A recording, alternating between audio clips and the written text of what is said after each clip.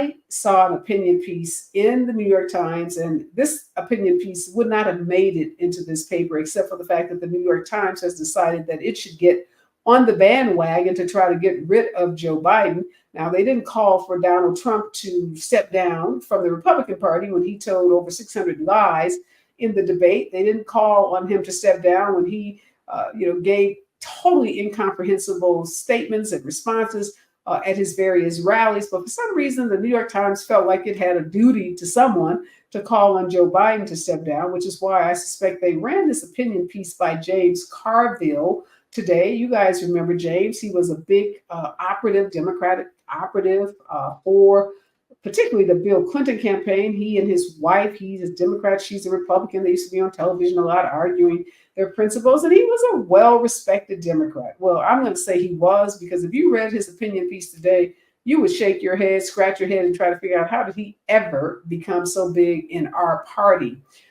His opinion piece in the New York Times is entitled "Biden Won't Win."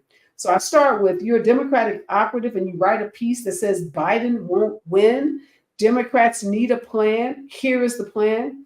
And let me tell you this plan by this so-called Democratic elite operative. He says between now and the convention that is literally starting on Monday, August 18th, August 19th, 6 weeks, 40 days. Between now and then, we should hold 4 what he calls historic town hall meetings. Now, how in the world do you host 4 town hall meetings? He says there should be one in the South, one in the Northeast, one in the Midwest, and one in the West. He says we should recruit President Barack Obama and Bill Clinton to facilitate them so that there can be, quote unquote, substantive discussion. So Barack Obama, who has been going around the country supporting Joe Biden, is now going to facilitate one of these 4, fantasy town halls. Okay, let's go with that for a minute. And he says in this opinion piece, think Super Bowl, that these town halls are going to be such big media events that it's going to be like the Super Bowl with Taylor Swift. Yes, he said that. I'm not making it up. He says, I don't know how we're going to choose who's going to be invited to these town hall meetings. I suspect we should just let Obama and Clinton decide.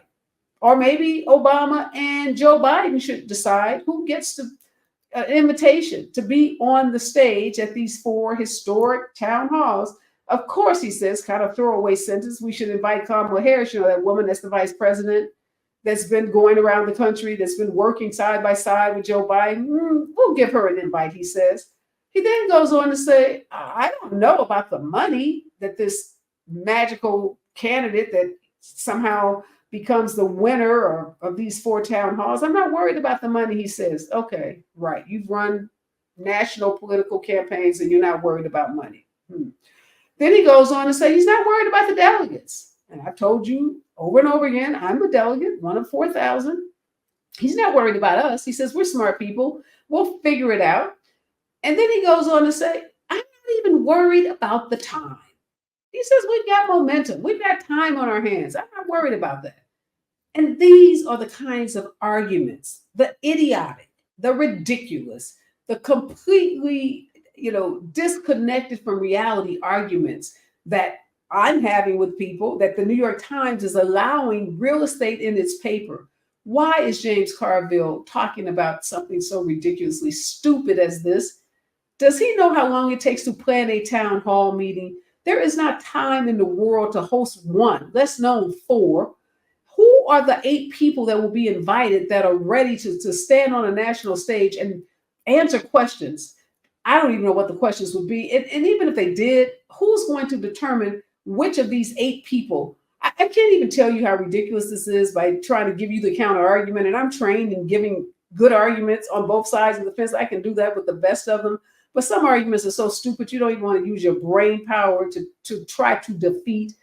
Let's just stop with the nonsense, James Carville. You know better than this. You know money matters in elections. You know time matters. There's not going to be some 4 town hall meetings. Obama's not going to subject himself to some kind of circus like that. Bill Clinton is not going to subject himself to that circus. And why would you suggest that our party subject ourselves to that kind of circus? If Nikki Haley, after going toe-to-toe with Donald Trump, calling him everything but an imbecile, can say she's going to pledge her delegates to him, I think you and every other Democrat better get with the program and understand what Auntie Maxie told us at Essence. Joe Biden ain't going nowhere. He's our candidate. Get behind him. Quit wasting your time. Quit wasting our time. And let's come together as a party and elect Joe Biden and Kamala Harris.